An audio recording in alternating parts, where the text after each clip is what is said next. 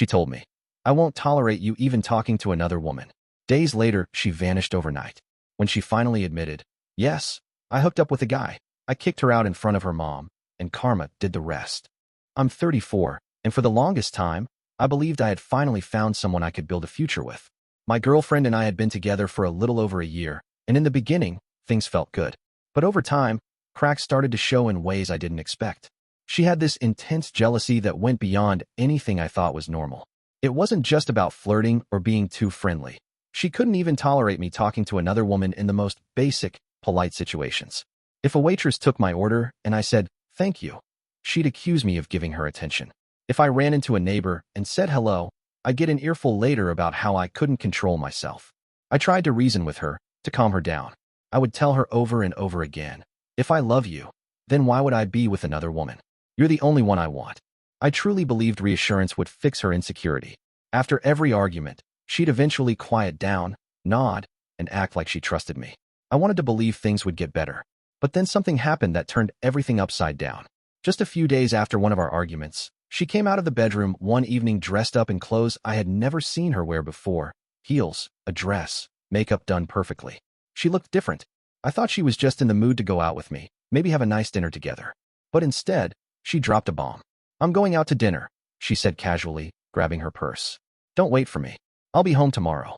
I froze for a second, trying to process her words. Wait, what? You're going out tonight? Where? With who? She rolled her eyes as if I was overreacting.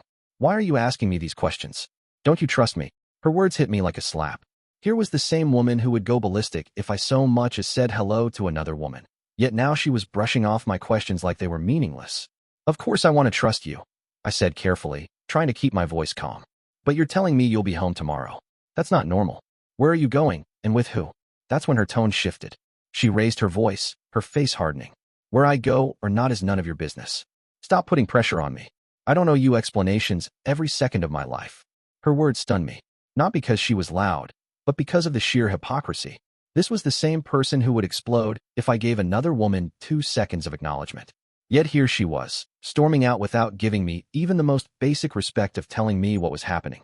I stood there, conflicted. Every instinct in me screamed that something wasn't right, that she wasn't being honest. Part of me wanted to demand she stay, or even follow her to see where she was really going. But instead, I stood still, trying to keep my dignity intact. She slammed the door and left. I remember sitting down on the couch afterward, replaying the moment in my head. The shift from demanding control to claiming, it's none of your business, didn't feel like a coincidence. It felt like the truth was slipping out from under the mask she had worn all along. That night, I couldn't sleep. The hypocrisy, the lack of respect, the blatant dismissal, it was too much to ignore. Something in my gut told me this wasn't just a one-off dinner.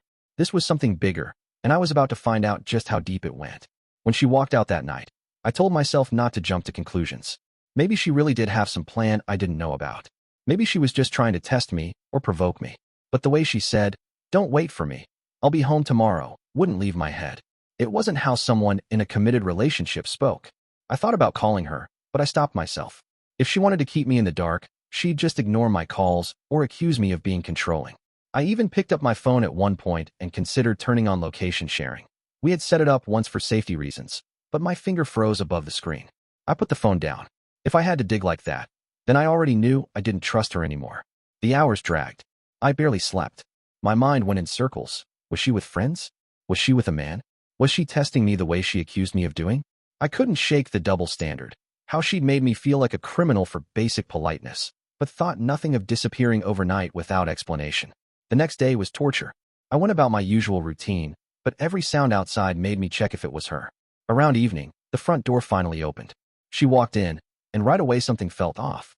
She wasn't wearing the same clothes she had left in. Her makeup was wiped off, her hair looked messy, and her tone was flat, like she was trying too hard to be casual. Hey, she said quietly, avoiding eye contact. She kicked off her shoes and started walking toward the bedroom. Wait, I said, standing up. Where were you? She stopped, turned slightly, and muttered, I'm tired. We'll talk later tonight, okay? Just let me rest. That was the breaking point for me. I'd been patient. I'd swallowed her attitude, her accusations, her double standards. But this was too much. No, I said firmly.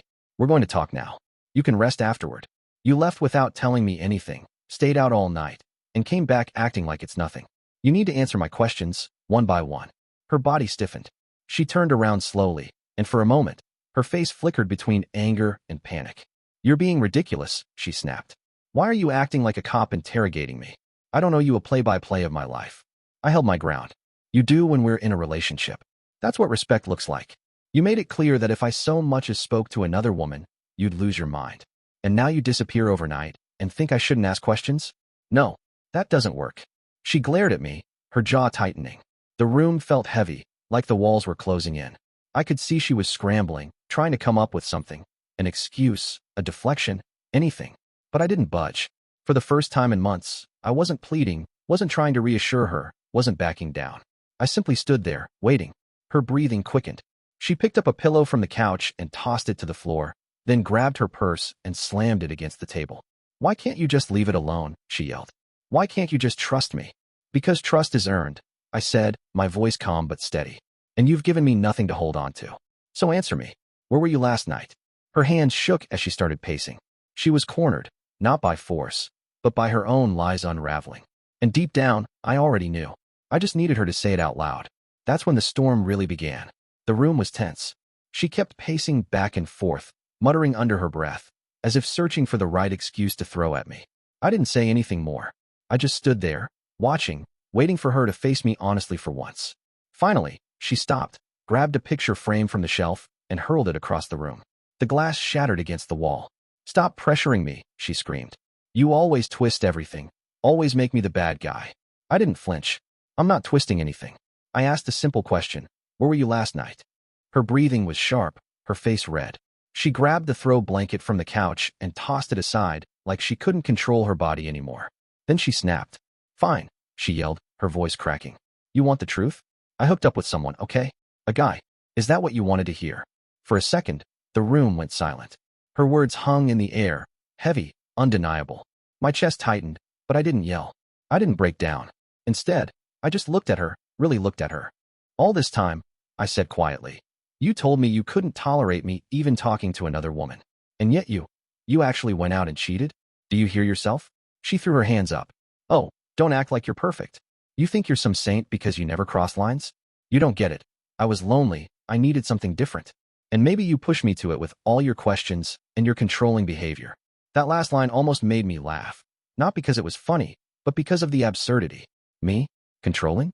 I'd bent myself backward for months trying to prove I was loyal, trying to calm her paranoia. And now she was painting me as the problem. Controlling? I repeated, my voice calm. You're the one who lost it if I said hello to a cashier. You're the one who accused me of cheating over nothing. And now that you've admitted you actually cheated, somehow it's my fault. She looked at me, her eyes wild, her chest heaving. She wanted to fight. She wanted me to scream, to throw things, to match her chaos. But I didn't give her that. Instead, I sat down slowly on the edge of the couch. You know what? I don't even need more details. I don't need excuses. You just showed me who you are. She stomped her foot like a child. So what are you going to do, huh? Nothing. You'll do nothing, because you're too scared to be alone. That line cut deep, not because it was true, but because it revealed how she saw me. She thought I was weak, desperate, someone who would tolerate anything just to keep her around. I met her eyes and shook my head. No, you're wrong. I'd rather be alone than live with a hypocrite. Her expression flickered. For a split second, I thought I saw regret. But just as quickly, it hardened again, like she couldn't allow herself to feel it. She turned away, muttering insults under her breath, pacing as if she could somehow undo what she had just confessed. But there was no going back. That was the moment it truly sank in. The relationship was over, not because of one mistake, but because she had built everything on double standards, lies, and blame. And I knew exactly what I had to do next. After her outburst, the house felt like a battlefield, shards of glass on the floor, pillows tossed around, her voice still echoing in my ears. But inside me, something shifted. I wasn't shaking with anger, and I wasn't begging for answers anymore. I felt strangely clear, like I'd finally woken up from a long nightmare. She was pacing again, muttering, "You're overreacting. This doesn't have to end like this. You'll regret it if you throw me out." I leaned back on the couch, folded my arms, and just watched her unravel. "Do you remember," I said evenly, "how you always told me you'd never tolerate me even talking to another woman?" She froze mid-step, her face tightening.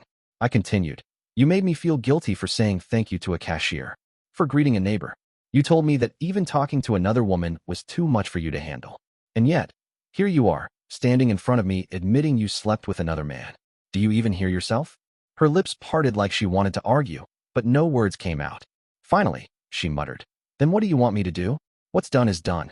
Yell at me, break something, whatever makes you feel better. But don't act like you're above this. I shook my head slowly. I don't need to yell. I don't need to break anything. All I need to do is tell you one thing. Pack your things and get out of my house. You're free now.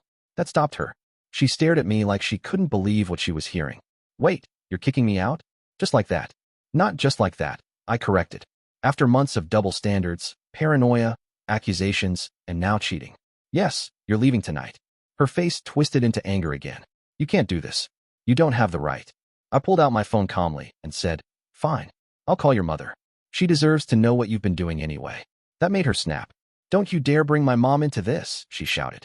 But I had already dialed. When her mom picked up, I spoke clearly. You need to come here. Your daughter has been cheating on me, and she just admitted it. She's not staying here anymore. Her mother was stunned, but within 30 minutes, she arrived at the door. I told her everything, word for word, in front of her daughter. Every accusation she had made against me. Every time she claimed she couldn't tolerate me talking to women, and finally, the part where she screamed at me and admitted she'd hooked up with another guy. Her mom's face fell. Is this true? She asked her daughter, her voice trembling. My girlfriend. No, my ex, just crossed her arms and looked away, refusing to answer. That silence was all the confirmation anyone needed. Her mom sighed deeply, then looked at me. I'm so sorry you had to go through this. I'll take her. Together, we gathered her things.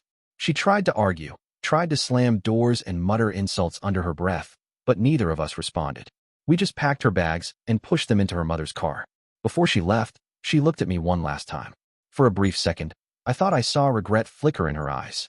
But then she muttered, "This is your problem, not mine," and slammed the car door shut. I watched the car drive away. And just like that, the weight I'd been carrying for months finally lifted. I never contacted her again. The night after she left, the silence in the house felt strange. For months, I had grown used to her constant suspicions, her sudden explosions, and the exhausting cycle of reassurance followed by accusations. Now, with her gone, the quiet was almost overwhelming. I sat on the couch surrounded by broken glass and scattered things, and for the first time in a long time, I actually breathed. Not shallow, tense breaths like before, but a real, deep exhale. It felt like a storm had finally passed. That didn't mean I wasn't hurt. Of course I was. Her words kept replaying in my head. Yes, I hooked up with a guy. What are you going to do about it? You'll do nothing. It stung, not because I thought I wasn't enough, but because she had spent months policing me for things I hadn't even done, all while she was the one crossing the line.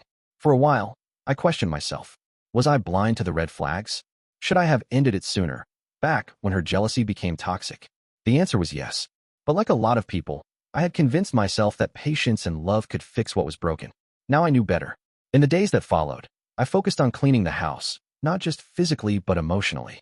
I threw away the broken frame she had smashed, donated some of the things she left behind, and rearranged the living room.